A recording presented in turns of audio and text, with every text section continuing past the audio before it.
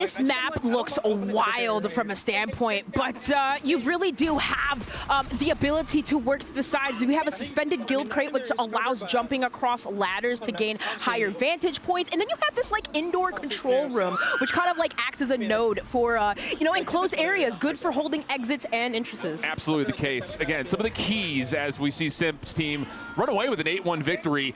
Here, the mechanic of being able to see some of those snow footprints as you walk through. Now I gotta ask her, do we hear the crunching? Does it really get that realistic? But that's something we've heard before. Hopping here on Imprint. This is also another one with an inner facility, right? You got a lot of these fights in the center part of the map, and then also those hazardous drops around the map, but also an inclinator that lifts and lifts people up in those upper snow zones. Indeed the case. And this is also an overload mode that we're seeing at the moment. And another thing to point to, that overload device has 3 different spawn points, and you heard Joanna talking about it per map. They're set locations, but where it spawns may determine what exactly your setup and strategy is going to look like as you try to score, whether that be at the A or the B point. So really interesting dynamicism being brought into this new game mode that I think, again, fuels that competitive spirit that we're all looking for.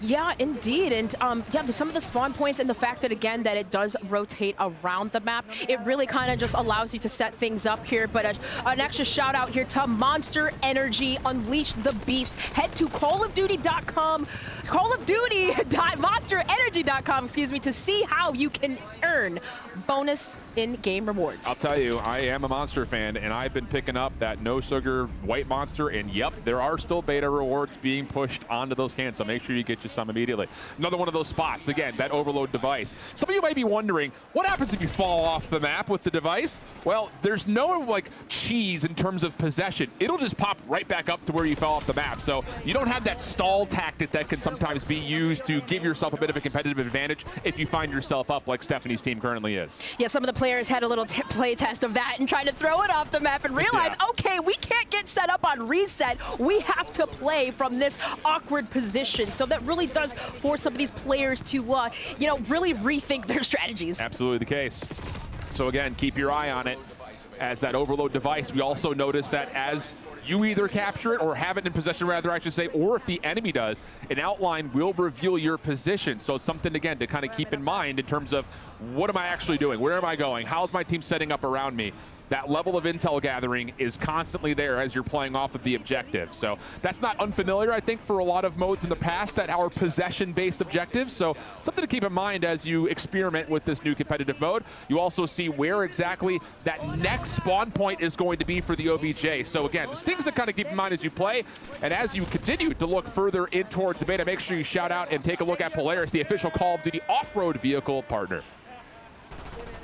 Now, kind of you see Stephanie here. They did have a 5-0 lead, and that red team just kind of inching their way back in, as you can see, because with these minute left here, kind of just seeing how much time that we have before the sides are switched, or if should that need to happen. If we didn't already, I know we're kind of jumping into these games that they have started, but you can kind of see there does create an opportunity for teams to come back. Plus, with that Omni movement and utilizing it, how quickly they can get around. And you also see just on the UI right here, Stephanie's able to find a nice 2-piece.